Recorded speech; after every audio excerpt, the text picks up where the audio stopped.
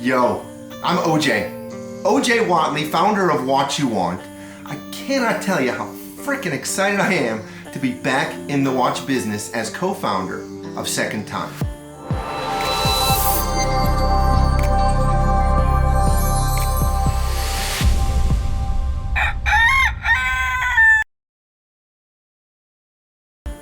I would say that my watch journey starts with the purchase of a Tag Heuer in 1986 for my 16th birthday from a Sharper Image. That was followed up in 1989 when I won 2 Rolex Submariners on the Wheel of Fortune during college week.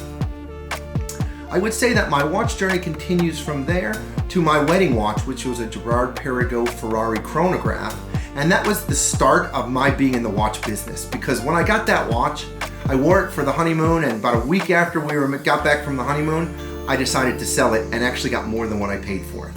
I took that money and I invested into the next watch. And you know, the story goes, I discovered Panerai, and Panerai was sort of like my love.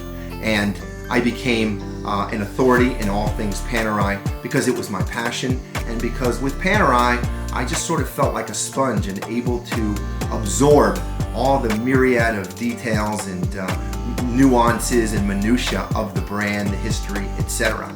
So I was able to take my passion for Panerai and create What You Want, which I then sold in 2015 to Govberg, who then later renamed it Watchbox. So the main idea behind Second Time is really twofold. Number one, to be a resource for our customers. Whether you're looking to buy, sell, or trade, we want to help you any way that we can. So number two, and this is really what you see when you go to our website, we want to be able to offer amazing watches at great prices. What scares me the most about the watch business today is the overwhelming supply of watches available for sale in the market. This combined with the fact that the manufacturers are making hundreds of thousands, if not millions, more watches that will also be hitting the market.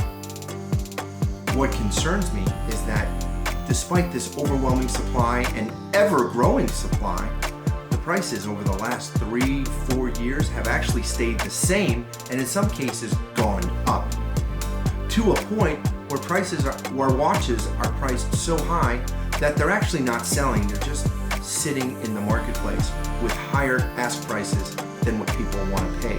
And so we have a growing glut of inventory in the watch market without any kinds of price reductions going on.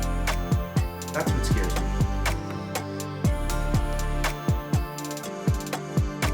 You know, I'd have to say that the most interesting thing in the watch space is that, you know, I've spent the last 20 years in the watch space literally fighting every day for credibility, you know, for the brands to take note and to recognize that I was trying to do good in the watch space. And so for the first time in 20 years, the brands are now taking note of what's happening in the secondary watch space and trying to figure out a way as to how they can become a part of that secondary watch space.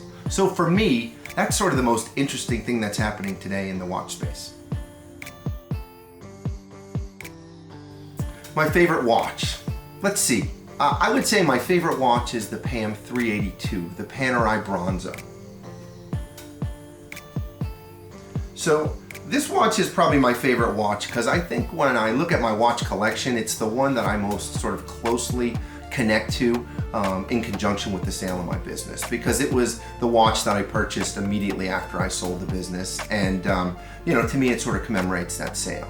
And so the great thing about this watch is, as it changes its patina, which is one of the things I love about this watch, you know, every time I look at it, you know, I think about an amazing team that I built, an amazing company that I built that I was able to sell to another amazing company.